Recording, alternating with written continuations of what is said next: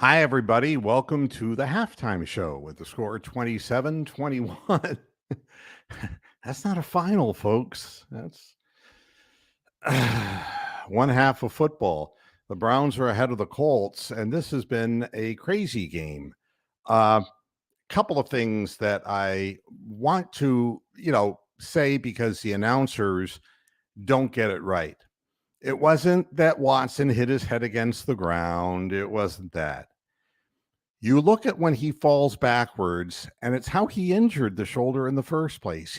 He tries to soften his fall by reaching out with his right arm, and that right arm bore the weight of his body falling backwards.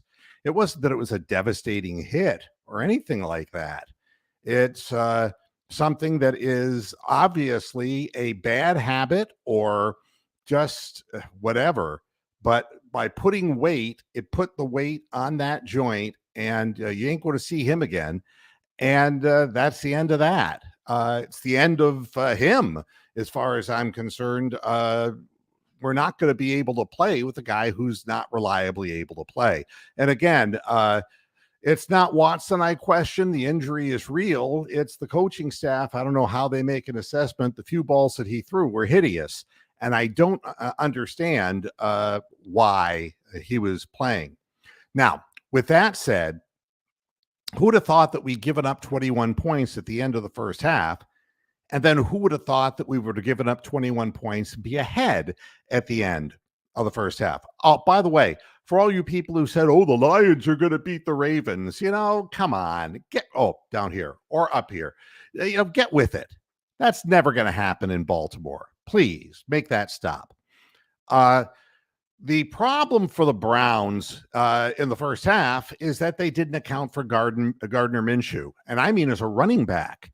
And I was talking about a 4.97 40. But if you don't assign anyone to somebody and a guy gets a head of steam up, he's going to do damage. And on a couple of occasions, that's exactly what's happened. And busted coverages. We had two of them. One of them resulted in a touchdown, and the other one a huge gain that led to a touchdown. And the Browns secondary is not accustomed to doing that.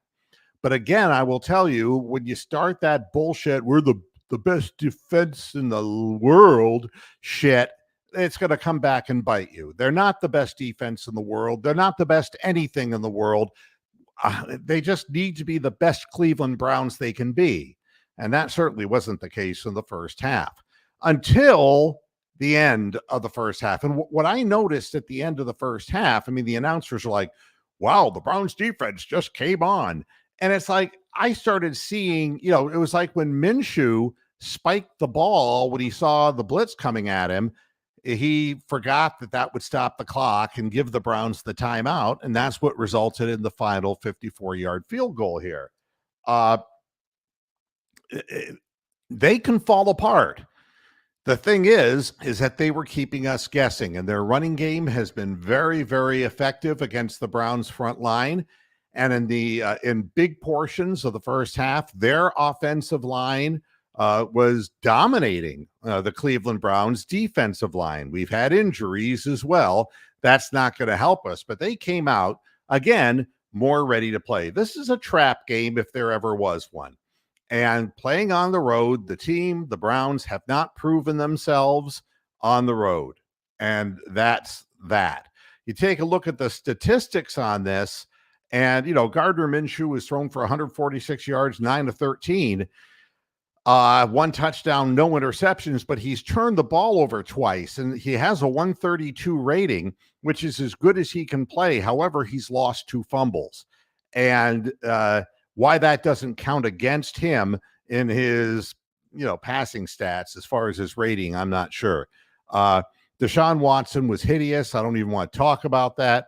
P.J. Walker, 6 for 11 for 70 yards. I don't think they let him throw the ball until the third time he went out on the field. This is a bad situation because this is double damage.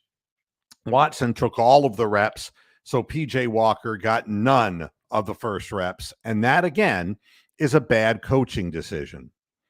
I mean, why you would give a full plate to a guy who's got a bad shoulder, knowing, and they called up PJ Walker in order to get him on the roster for this game, but he had no reps.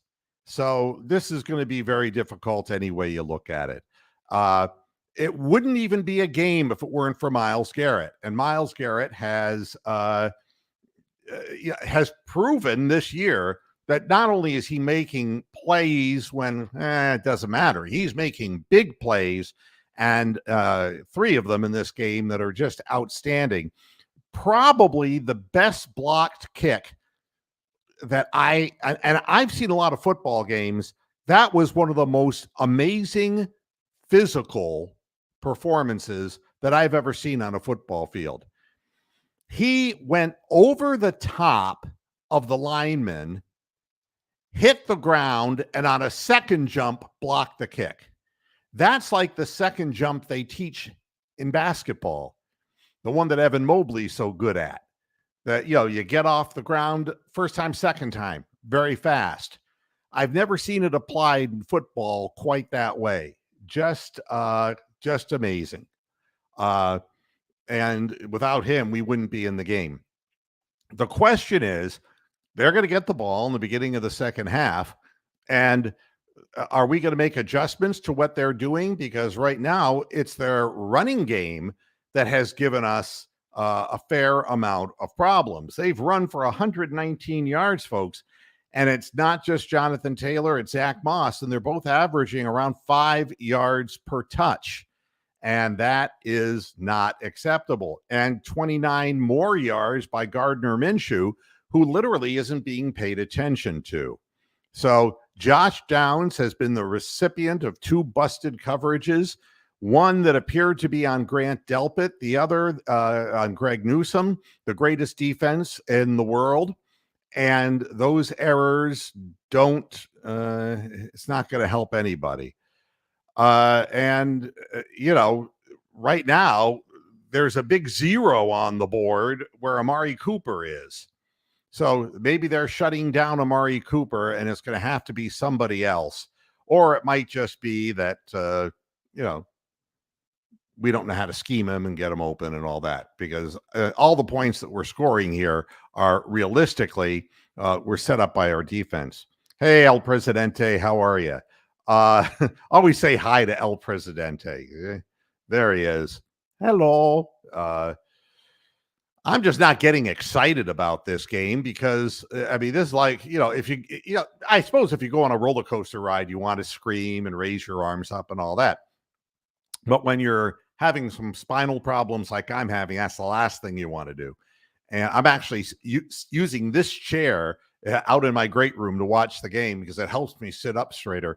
And I'm doing a little bit better this weekend than last, which is kind of nice. Ultimately, I'm afraid you're right, Doggy Bones. It isn't going to happen for him. And it's too bad, but don't have time to think about that. You have what's in front of you, and you have to perform. And there are no excuses in any athletic event. That's the way it works. And I would shelve Watson. I don't think that there's any reason to play him. I don't think that his shoulder is sound. I don't think it will ever be sound this year.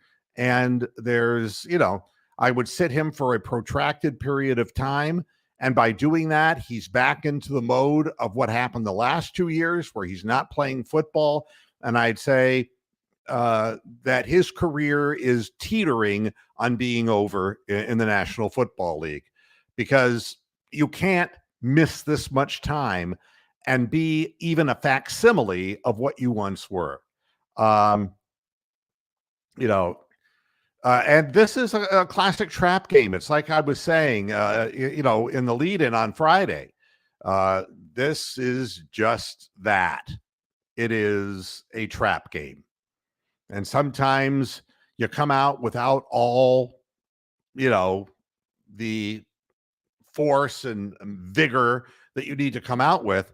And the team comes up with some crafty play calling. And Gardner Minshew, I told y'all that he's kind of like Ryan Fitzpatrick. He could be awful, but he could be very good. And he has put up 300-yard games before. This ain't lucky. And if you give him time to throw, he's going to hurt you. On the other hand, if you pressure him, he will make mistakes and hold on to the ball too long. But if you allow him to hand off to his running backs and they get 5, 6, 7 yards a carry, that's going to allow him to play action pass and buy himself time. And he is a far better quarterback than PJ Walker is. Uh, uh, you know, uh, Kathy, I would like to say that, uh, I don't know what the strengths of Deshaun Watson are anymore. To be very honest with you, I know what he was, but I don't know what he is now. So that is a big problem. So what we need to do is come out and get a defensive stop. And it's what I say every week. You got to get them off the field quick and see if we can start wearing them down and mauling them in the trenches and forcing Gardner Minshew into, to some degree, abandoning that running game that is keeping him safe in the pocket, so to speak, for periods of this game. I will be back, I promise, after the game on the post-game show. And let's hope the Browns can hold on, because it's obvious that the best team in the conference, the Ravens, came in meaning business, and the Lions, well, I knew what the Lions were going in. They're going to be in first place no matter what. They're going to be in first place, the Ravens are, at the end of the season in the division. They are the best team. And we have to figure out a way to make the playoffs another way, if at all possible. Thanks a lot for tuning in. I'll be back with you after the game. Until then, hasta la vista, Pastor Head. See you right after the game ends. Bye.